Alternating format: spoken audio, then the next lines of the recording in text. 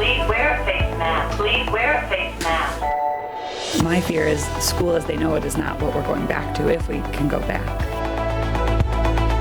Everybody's, right now, nobody knows what to do. Certainly not the intention of the district for anyone to be left in the dark. I would like them to do what's safest. So would you want Mom to teach you? Not really. Well, good evening, everyone, and thank you so much for joining us for this Buffalo Strong conversation, Safely Back to School. I'm senior reporter at Channel 7, Eileen Buckley, and we're so glad that you can join us tonight because we're going to help navigate everyone through what has been a difficult time and a difficult conversation. We are live here at Maple-Mere Elementary School in the Sweet Home Central School District. We're in a classroom that creates the perfect setting, but we are social distance with our guests. Just wanted to note that to let you know we are being careful as well tonight. So over the next hour, we will be discussing the very tough topic, this conversation of heading back to school. And I would like to introduce our panel of guests tonight. And to my right, I'm going to start with Dana Hensley. She is a mother in the Williamsville School District. And we have Dr. Stephen Turkovich, who is from Oshai Children's Hospital in Buffalo. And then to my left, I have parent Jackie Roberson, who is a Buffalo Public School District father. And we have West Seneca Teacher Association President Joe Cantafio, who is also a teacher in the West Seneca School District. And we have a student joining us as well. We have Josh Seiss, who is going to be a senior at the Sweet Home School. And welcome all. Thank you so much for taking the time out to be with us tonight and to be part of this really important conversation that so many folks are struggling with this topic.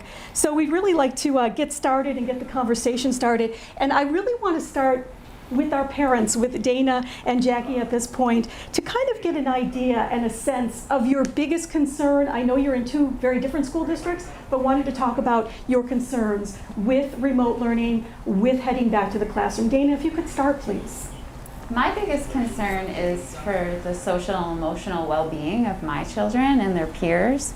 I am extremely nervous that there could be an unforeseen circumstance that will come up in the near future in which I'll have to tell my children that they are not going back to their classrooms. And today, the Williamsville School District did announce that the plans were still on for moving forward with both remote and in-school learning? Yes, right now they are scheduled to go back to school on Tuesday. Jackie, the Buffalo Public School District has already decided remote learning only for the start of the school year. It'll be evaluated over 4 to 8 weeks, I believe. What are your thoughts going into that and the difficulties of perhaps remote learning for your children? I think remote learning is probably the best way for the Buffalo Public School District. You know, there's various situations for each parent. You know, I can give you a quick story. You know, back in March when everything kind of shut down, my father-in-law was going through stage 4 cancer. And so during that time, it was a very difficult time because we had to, you know, address the cancer in addition to making sure that our son was being properly taken care of and doing his best in school. So definitely that model worked for us because we were able to kind of keep a gauge on him in addition to making sure that the parent was taken care of, and also we had to work. So, you know, basically, as we look at the Buffalo Public School model, I think that it's the healthiest way for children to be engaged in learning. And you just described a huge struggle that so many families are battling of trying to help their child with remote learning, and trying to run a family life, and also supporting perhaps elderly parents too. So Absolutely. It's a really challenge. Dr. Turkovich, I understand your children already started school. They're at Narden Academy. What is it like for you as a parent to know that they're back in school right now in a pandemic? So, you know, it's really important to talk about not only the academics, but also the social and emotional development that occurs in school, and that need for them to be with their friends and interact. So we've had a lot of conversations over the summer about how things are going to change and how important it is to wear masks, and practiced obviously a lot throughout the summer. One of the biggest concerns I think we all had, many parents have, is what is it going to be like wearing a mask all day in school, and will they tolerate that? And to be honest with you, they both left their first day and got in the car and said, wasn't that bad. Wasn't a big deal. They had mask breaks. They did it in a safe way, either outside or during quiet study time where they weren't talking. They're socially distant in school, and to them, this is kind of a new normal, and I think they're focusing more on the normal and less on the new.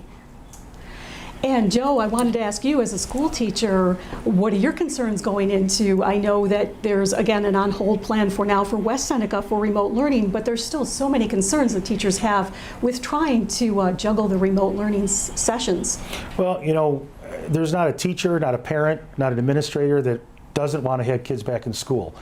But we have to err on the side of caution, and we have to do it the best way that we can. And I think every district is doing what they think is best. And every district is a little bit unique on what their plan is going to be. But at the end of the day, we're all in agreement that whatever the plan is, we want to err on the side of caution. We want to get our students back and keep them back. Teachers, you know, we are made to be in the classroom. That's where we build relationships. You know, the doctor talked about the social emotional relationships, which is really the priority. So whether it's a remote start, a hybrid start, we are all focusing on the social emotional support for our students and our students' families, and the hope is that we can get to a point where we can have our students back in the buildings and keep them there, where we can build those relationships and give them the experiences that really is what school is about. Josh, as a student, what is it like for you? I understand you're going to be doing a combination of remote and in-school learning. Yeah, so our school gave us the option to do like a hybrid based, where we would be in school for 2 days and then out of school for 3 days, or to do like a full remote model. But I actually opted in to do the hybrid because I do believe or feel like it would be safe to return. My big concern is that I really want like high schoolers to like take it really seriously and to like be wearing masks and to like get like their temperature checked, and also to definitely follow like all the guidelines that our school is giving out.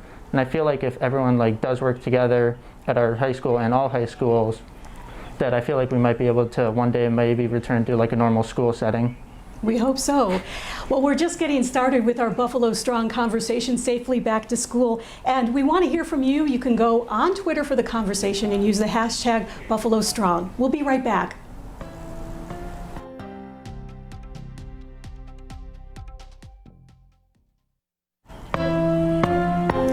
Well, good evening and welcome back to our Buffalo Strong conversation, Safely Back to School. We are live here at Maple Mere Elementary School for our conversation this evening. And we know there's been a lot of talk about all the different school districts adopting different models because there's not a one-size-fits-all. So that's going to kind of kick off our conversation for this point. And Jackie, I'd like to start with you again because we know that your son attends a Buffalo Public School. What school is he at right now? He's at School 81. So we know that remote learning is going to be in place for him. What else are you doing in your home life to prep him for that so that he can stay on track and on point with remote learning? Well, you know, actually as of right now, we're sending him to bed a little bit earlier, you know, just as a way of getting him in the mode of being able to have a routine. You know, since March, the whole routine has been thrown off. So, you know, you said it, you know, this is a different time, and there's no book on this. We're in the middle of a pandemic. You know, there is a lot of need for support, especially among school districts. You know, there's a great digital divide that is happening. Also, you know, you look at in the Buffalo Public School District, there's a lot of hunger issues. Children need to be fed. You know, there's a lot of childcare issues that need to be addressed. You know, hours, and you know, parents are still working during this time. So, you know, there's so many different situations that need to have attention to them, and you know, we just need to. I think when I was growing up, there was something called the homework hotline, and so you know, that helped when we were at home. We did, you know, we don't know how to assist parents and children now because it's just so many different Common Core approaches. 1 + 1 doesn't equal 2 anymore. You know, with Common Core, you got to go through a whole gamut of things. So that's just a few things that we're dealing with as far as going back to school. What is most difficult for him? What will be most difficult in that remote session for him then? I think the most difficult thing is not being able, like was said, not being able to interact directly with teachers and his peers. He's a very social guy, and he's unable to do that right now. So that is one of the biggest challenges, certainly.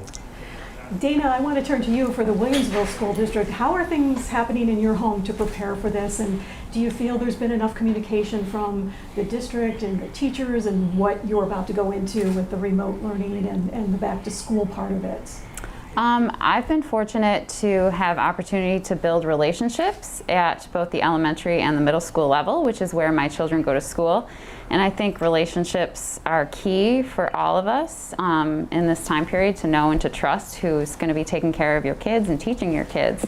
I know who my third grader's teacher is going to be. She taught my third grader, my 12-year-old, when she was in third grade.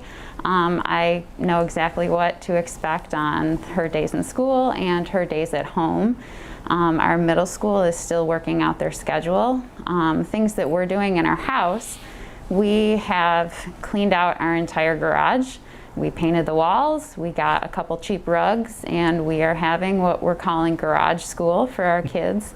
Some parents of other families, we're trying to figure out ways to help each other, and there's issues with childcare. So we're switching off houses of where the kids are going to be on their home days to have adequate supervision and adequate opportunity for parents to work. Because I know there was a lot of controversy in the Williamsville School District, with a lot of parents upset and not pleased, and the teachers not pleased. Do you feel there's been enough transparency at this point as you head into this phase of reopening?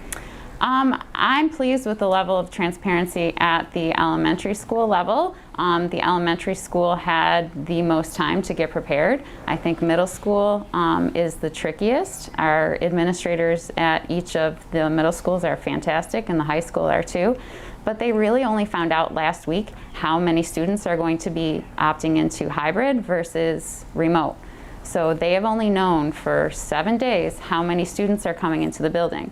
Our district has also taken the stance that they're not going to require people to lock into one mode or the other, that you can switch back and forth. That fluidity causes problems. Well, Dana, thank you. We're going to return shortly and take a break right now. You are watching our Buffalo Strong conversation, Safely Back to School. Stay with us. We'll be right back.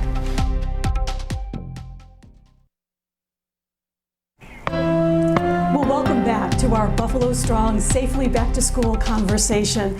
I want to turn the attention now to Dr. Turkovich, who of course is also the Chief Medical Officer at Oishei Children's Hospital, besides being a school parent. You know, there's a new routine now for families. I think when you get up in the morning and you're going to have to send your child to school, if that's the case for your district, what should be different? Because if a child wakes up with any kind of a symptom or says they don't feel good because perhaps maybe psychologically they don't want to go to school, what should a parent now be looking for, and not saying, you know, you'll be okay, and send them off to school just in case they have a COVID symptom? Yeah, you know, it's really challenging because COVID can present in so many different ways. It can present with somebody just not feeling great. So one of the first things you want to know is, could they have had an exposure to anybody? So that's going to obviously increase their risk dramatically for potentially having COVID. Also, you want to take their temperature every day, and if it's over 100, then you want to keep them home. And other things like sore throat or cough would be things that would make me pause and keep them home. I think one of the most important things is to, number one, have a plan with your pediatrician, so know what to do when your kid gets sick. How do you access them and get a hold of them so that they can make a determination as to whether or not they can go back the next day. I think it's also important to understand with your school district, what do you do now? So understand with them, if your kid is going to be home and sick, how do they access learning for that day? And I've talked to many school districts that I've done reopen stories on, and they've all talked about that temperature taking. They do want the parents to start out at home and kind of go through that COVID symptom list to make sure, because that is key. They said they don't want them stepping back in a classroom or into the school building. Yeah, the more people we can prevent from going to school sick, the less people we can expose. So if you can capture it before they get on the bus or you drop them off, the better. even a runny nose, do you think that's something to be of concern? Could be an allergy. Yeah, that's one of the big questions. I know that with daycares that have been open throughout the pandemic, especially with little kids, they get stuffy noses all the time, and there really haven't been any outbreaks. So again, I would probably have that conversation with your pediatrician and understand the uniquenesses of your own child and put that into context. But if your kid doesn't have allergies and all of a sudden they wake up and they kind of feel a little malaise and have a runny nose, I might be worried. If they're sneezing a lot, rubbing their eyes a lot, rubbing their nose because it's really itchy and they have a history of allergies, it's probably allergies. Dana, what's it going to be like for you when you might have those situations in the morning? We're all kind of worried about cold and flu season. I think that we have mandatory temperature checks that we have to do for our children, that we have to log in through our parent portal in our district before they can go to school. And we're just waking up a little bit earlier to just kind of see how the kids are, trying to be more consistent with bedtime, because if they're not getting a good night's sleep, they might not feel well in the morning either. Jackie, same question. What's it going to be like when he wakes up in the morning and you kind of look for any type of symptoms if he's just not feeling good? Well, first, my son Elijah is not a morning person, so we certainly will have to get him up early. It will be a remote learning situation, so based upon that, what we'll do is we will get him up, make sure that he, gets ready like he's going to school, and prepare him, set him up at his desk, make sure that the signals are right, because Schoolology is quite difficult to navigate. So we make sure that all of that is good to go, and just like we did in March, we make sure that he gets all of his work done, and we get him continuing all throughout the day, and make sure that his homework is completed as well. And once that is done, then he can play his Xbox. There you go. Sounds fair. Josh, as a senior, beginning your senior year at Sweet Home, how do you feel about that? Waking up not feeling so great. If you have a scratchy throat, runny nose. What are you going to do? You're going to make sure you tell your family and make sure you take your temperature? I mean, definitely for me, I feel like it's like a personal responsibility thing that like all high schoolers, like if they're not like feeling well, I feel like they should definitely notify someone, because that would definitely limit the chances of a potential outbreak at your school. So I would hope that like if they're not feeling well, they should definitely let someone know. And I feel like if we're all like working together, I feel like we might be able to get through this. Joe, we got about 30 seconds before we take break. I just wanted to touch on the absenteeism. Are you worried about that as the teachers? Because a lot of symptoms could put kids out just because of that. Well, like Dr. Turkovich said, so many of us, we have these allergies or other things that we normally work our way through, whether you're a teacher, you're a student, and now to take pause to try to figure out if we're going to actually make things worse by going into school or not. So we're all going to be as cautious as we can and have to think differently about things that we used to power through.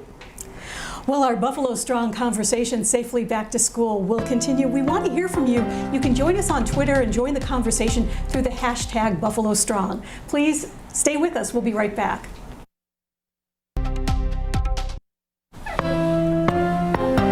Welcome back to our Buffalo Strong conversation, Safely Back to School. We are live here in the Sweet Home School District this evening, and we want to talk a little bit about the notification process for school districts in notifying parents if there would be an outbreak or even one case in a school building.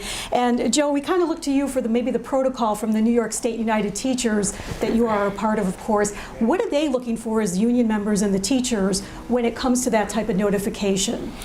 Well, again, we want to reopen. We want to reopen safely. We want to stay open. So a protocol that we are urging is when there's a positive case, we're looking for schools to go remote for 14 days, contact and tracing testing to be done so that we can make sure that we can get back in the buildings and we contain the spread. And the protocols that we've seen and that we've been advised on recommend that. It also gives you a chance for the cleaning and sanitizing of the buildings. But we're really urging that if all districts are prepared for remote learning, and whether you are remote or a hybrid model, everybody is prepared for that now, that if we do have a positive case, every district, we're urging to have a quarantine policy in place, a contact policy in place, and then do the testing and tracing, and immediately go to remote learning for 14 days until all that testing is done. So when everyone returns to schools, they know it's safe. We all want to be back in school, but there's a reality of in order for us to function well in schools, people, whether it's the students or the families and the staff, the teachers need to feel confident. And a procedure like that would make everyone confident that it's a case, it's been examined, we know where it is, the tracing is done, so we can get back to work as soon as we possibly can.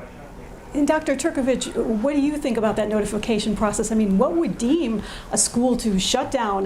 What would be considered a break, kind of a breakout of that? So there's a couple things to consider. This is a very common question that parents ask. The first thing to consider is what the prevalence is in the community. I think that's the most important thing. If we can keep it low in the community, then we might be able to keep schools open even if there is a positive case. But there's things we need to make sure are in place to do that. Number one, you want to make sure that everybody's socially distant and they're cohorted. So if you have a positive case in a classroom and you can reasonably assure that that patient or that child or that teacher only had contact within that group, you can reasonably cohort that group and put them in quarantine and keep the rest of the school. But if you've got teachers that are mixing and switching schools, if they're going to the faculty lounge, if the kids are intermixing with other classrooms, that cohorting is really going to make it challenging to keep the rest of the school open. So if you do that and you keep kids masked and you do the contact tracing appropriately, you should be able to just shut down that one classroom or that one cohort. It was certainly alarming this week when we heard Governor Cuomo say that the colleges reopening, going back to school, is like the canary in the coal mine. And he also kind of noted that school districts should be kind of taking note of that. So it's kind of a little bit of an alarming time when we see some of the cases each day reported on some of the local college campuses. Would you say that that's kind of a thumbnail of what's to come? I think it's really more challenging for college students to social distance. I mean, we all know the college experience is all about the socialization. And so really telling them to social distance and stay within your small cohort is next to impossible. So I think that elementary schools in particular can do a really good job with this, but as kids get older, they have a little bit more autonomy and they have their own mind. Well, please stay with us for our conversation. You are watching our Buffalo Strong live conversation on Safely Back to School. We'll be right back.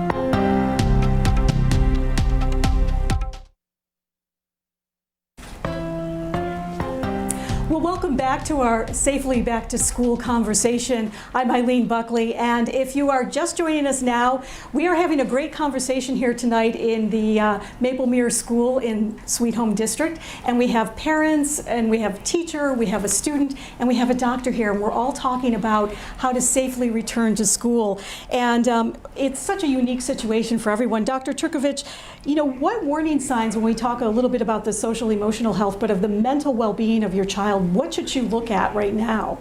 So the pandemic has had such a tremendous impact on everyone's mental well-being and behavioral well-being.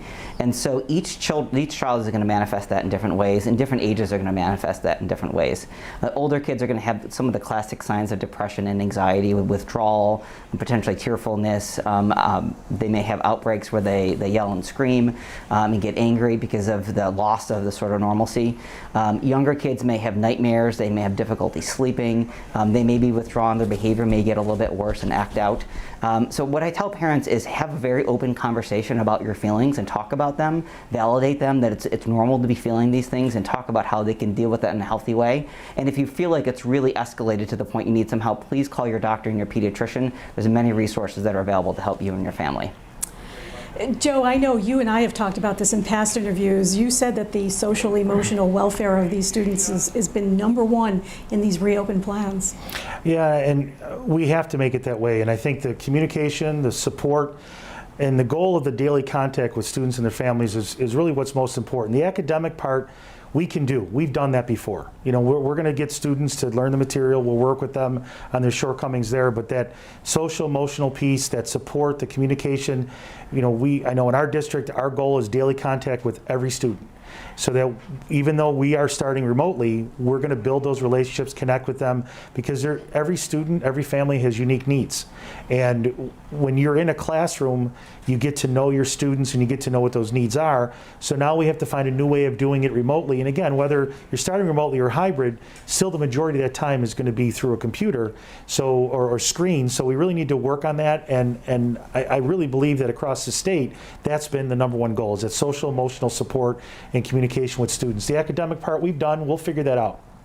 Josh, how are you dealing with any peer pressure and, just the social aspect of it? It's got to be tough for you. I mean, I haven't really found it too hard because in this digital age, it's super easy to get in contact with our friends, on video games or over the phone. So I feel like I haven't really missed out on any social aspects. And I have been pretty lucky that a lot of me and my friends do play tennis.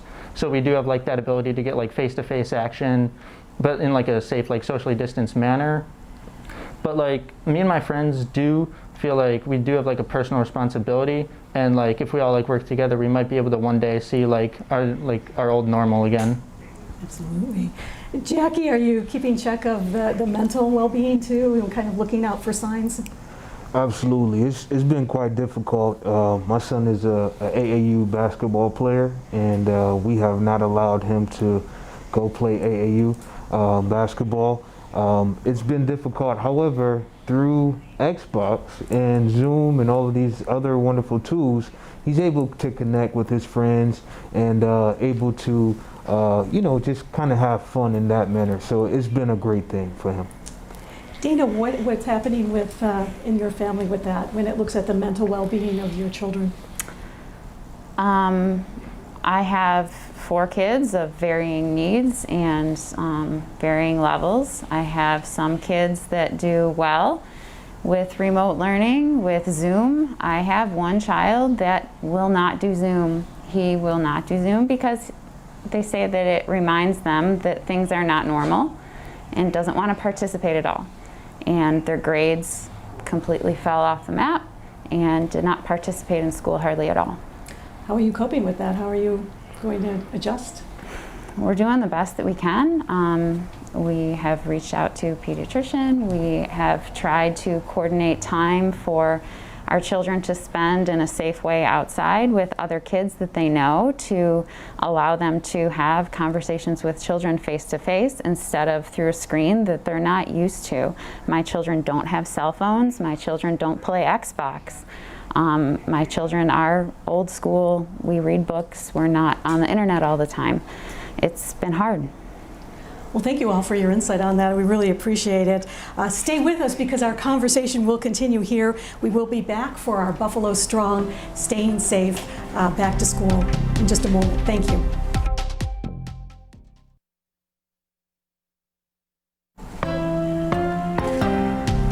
Welcome back to our Safely Back to School special. We are live here at Maplemere, and we want to kind of talk a little bit about vaccines and the vaccination that we are all waiting for when it comes to COVID. Dr. Turkovich, I know this, of course, will be an important role to kind of let us all feel like we're going to be normal again to some aspect. Thinking about that, where are we at with such a vaccine? Where do you think that's headed right now? So it's encouraging in that there's several vaccines not only that are being trialed right now in the U.S. but also across the world. So when you look at developing a new vaccine or a new drug, there's 3 phases you have to go through. Phase 1 is you want to make sure that it's okay and it's safe. Phase 2, you want to see is it going to work and are there any significant side effects. Phase 3 is thousands and thousands and thousands of people because you want to look to see are there some of those really rare side effects or concerns and does it actually work.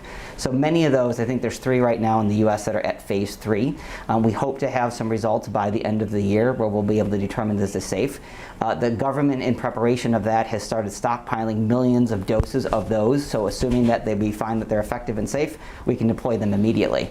But I do think that from a reality perspective, it's probably not going to be until the first or second quarter of next year that we have vaccinated enough people where we can say it's safe to start to really go back to normal. But we're certainly on the right road. It's been an amazingly fast journey to get a vaccine. Speaking of vaccines for children and wellness visits, have you seen a drop as a pediatrician? And please advise people that they need to have all of those to go back to school. Yeah, we have seen parents obviously out of fear and concern about accessing health care, and so they've held back taking their children to the pediatrician. I just took my children to my pediatrician for their well checks. It is important, number one, not only to get the vaccines, number two, you've got the flu coming up, so you want to get that flu shot in to make sure that you prevent that, but also touching base with them, talking about all these mental and behavioral challenges that everybody's having, coming up with a plan around if my child does does wake up and not feel good, what do I do? How do I call you? And really being proactive and identifying how you're going to manage those things moving forward. And I know we talked a little bit about the cold season, but the flu season, it was rough last year, just prior to COVID. I know we went to many news conferences where we spoke to you about it. Tell us those concerns, because now we're, edging into the flu season as well. So, the South America is sort of our crystal ball that'll tell us what might actually happen. And we've seen actually, as people have been wearing masks and socially distant, that the flu down there is actually pretty low. So if we continue to social distance and wear masks, the hope is that the flu season won't be as bad. If you add the flu vaccine on top of that, we have a really good chance of decreasing the flu significantly this year, but we have to do all those things. When's a good time to get the flu shot? Right now. Right now? Yep. And it'll last into that January, February? Yep. Yeah, you want at least 2 to 3 weeks after you get the flu shot to build up that immunity. The flu usually presents between November and January, but it should carry you through. I usually get mine right at the beginning of September. Another major topic is youth sports, and I know that Dana, your daughter is playing soccer, and Jackie, you mentioned your son about basketball, these like lower risk sports that they are allowing. What's happening with that for your daughter?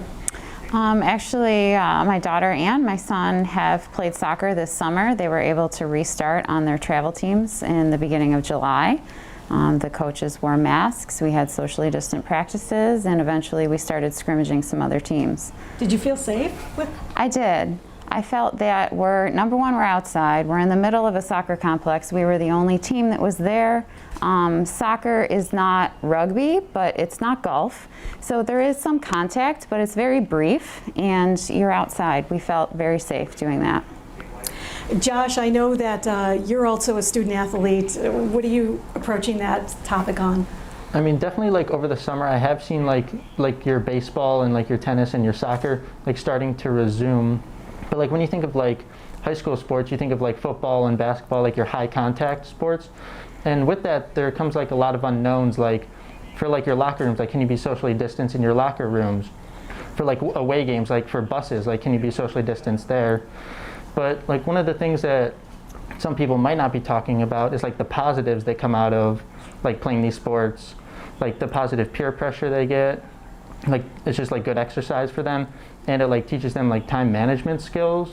Absolutely. So I do think that like the positives do like outweigh the negatives in this type of like situation. I'm going to have to interrupt you because we want everyone to, of course, stay with us for our Buffalo Strong Safely Back to School conversation, but we do have to take a break, and we'll be right back after this.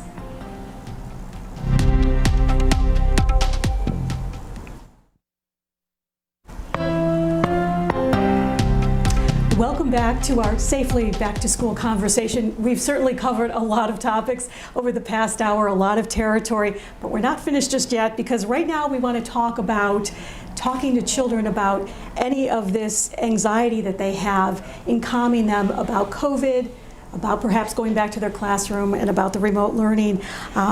Jackie, how are you preparing your son as again, you're going into that remote learning phase, but have you noticed any anxiety with him over perhaps not seeing friends enough? There has been a great deal of anxiety because he's certainly a sociable child, but we try to combat that with getting him out, going to the waterfront, just showing him a little bit more love than he's usually accustomed to getting, and that kind of combats that anxiety. Josh, have you had any anxiety as a student, as a teenager, about this, or have you spoken to friends that have it? I haven't really experienced it personally, and neither of my friends when I've been talking to them, but I do know like where you could be coming at is for like other students, like because this is just like a brand new year, like everything is unknown.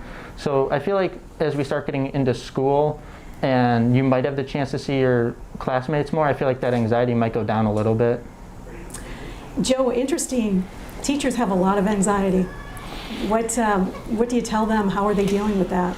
Well, I mean, we're all doing the best we can with this, just like every parent, every student, and teachers get into this career because we love working with kids. We love seeing the joys of their triumphs. We love helping them through the difficulties and their learning experiences. And there's a certain gratification that goes with that, of why we got into this career. So when you take that away, we have great concern not only for ourselves and our own families, but we worry about our students. We worry about our students and their families, because through the years you develop relationships with families, and many times, I know Dana mentioned that her younger child has the same teacher an older child had. We all go through that, and if you've been doing it for a while, like many of us have, you develop these relationships with families, so you know those that are really in need and struggle. And throughout the pandemic, even though we shouldn't have been doing it, we had teachers that were going to students' houses just to wave to them, to say happy birthday, to bring them food, to bring them work to do, just to try to stay connected. So that anxiety of teachers is, as a teacher does, they kind of adopt those students as part of their family. And now, when you can't see them each day in person and be part of that, it has definitely added to the anxiety of our teachers, and we just can't wait to get back to into a room with those students again. Dr. Turkovich, how do you talk to your children about anxiety? So it's challenging. I think that the best thing to do is keep the lines of communication open. So you really want to be asking them about how are they feeling, how are they dealing with things, validate those feelings, that it's okay to feel this way.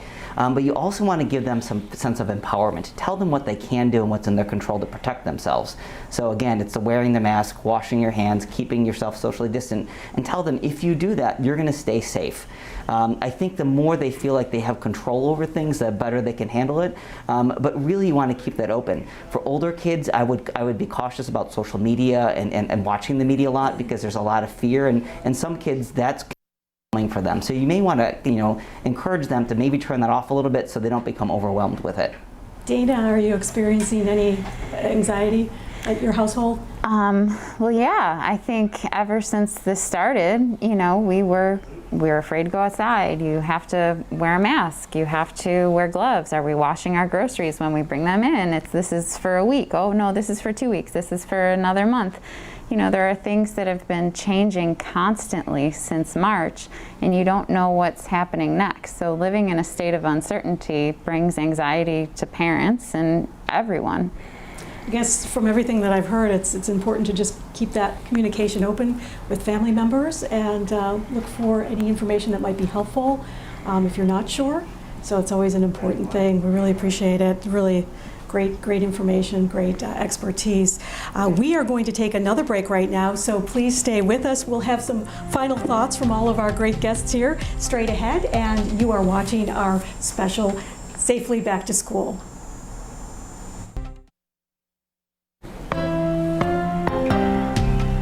Welcome back to our Safely Back to School conversation with all of our panelists here this evening. We've had some great conversation and again have covered a lot of territory. One of the things I'd like to talk about, and all of you please join in on this, is again the face mask wearing. Happened to be in one of the schools yesterday in their cafeteria. The cafeteria is now lined with desks, so it looks like a classroom. It almost looks like when they're taking, an SAT exam. Students are allowed to sit 6 feet apart, eat their lunch, take their mask off, but there were a lot of students in that particular cafeteria.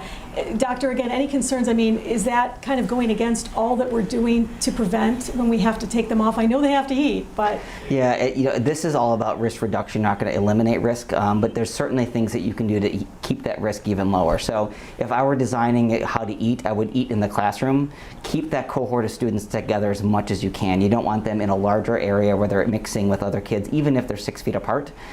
So if you could do that, keep them 6 feet apart in your classroom, or while the weather's nice, go eat outside. It gives them an opportunity to get some fresh air, take their mask off, and really enjoy it. But I think keeping them together in the classroom is the best way to go. I'm sorry. Oh, I'm sorry. We at NICE have been urging the governor's office to really put down that masks are mandatory. Everything says they're highly recommended, and I think it was said because most districts realize what that meant. But we do unfortunately have some that are saying, well, if it's just recommended, they don't need to have their masks on. And everything that we see, masks really need to be worn, and that will mitigate the risk and help us to get schools open and get them open safely and keep them open. So that's one of our biggest urging of the governor's office, is to make mask wearing in schools mandatory. And the American Academy of Pediatrics agrees with that any child over the age of 2 should be wearing their mask when they're in public. And that's where we got it from. The doctors And the scientists we're listening to, I'm no expert in health, so I'll listen to them. So do you disagree with that, taking it off in the classroom when they're 6 feet spaced apart? Absolutely, I do. And we feel strongly about that because, again, as Dr. Turkovich said, we want to mitigate the risk. You can't totally eliminate it, but doing the things that he had mentioned, keeping the cohorts together, and as was also mentioned, younger kids, they're not having a problem keeping those masks on. So why are we as adults fighting when they'll keep their mask on and that'll keep schools open? I want to get some final thoughts from all of you as we wrap things up here. We just have almost a couple of minutes left. So if you could each kind of go around and just give your final thoughts to what you've experienced, what your children have experienced. Dana, I'll start with you. My children are anxious to get back into their classrooms. The only way that they can do that safely is if all of the adults in the Buffalo and Western New York region start playing the game. Put your mask on, social distance. We cannot open schools safely and keep them open unless our transmission rates of COVID is very low. And that takes everybody, not just parents, not just educators, but every adult in this region needs to play a part for our children and for our future. Dr. Turkovich. I think what she said, you said it perfectly. This is a we moment. This is a community moment where if we want to keep schools open and keep them safe, we all have to be doing our part. And so as a society, if we wear our masks, if we social distance, we can do this and we can provide children not only great academics, but a great social and emotional developmental experience. Jackie, your thoughts? You know, I didn't realize how essential teachers were until I was not able to have my son go to school. And so I really take my hat off to teachers. I take my hat off to daycare providers. I work at a place called the Child Care Resource Network, and we assist people in finding daycares. And you know, it's so necessary that we communicate with teachers and make sure that those communications are put in place. Unfortunately, we're down to 30 seconds, so we really don't have much time to go to both of you, but we thank you all for all your participation tonight. We'd like to thank you for being here and spending time with us for our Safely Back to School special. And we'd also like to thank Sweet Home Central School for allowing us these great accommodations in this great classroom.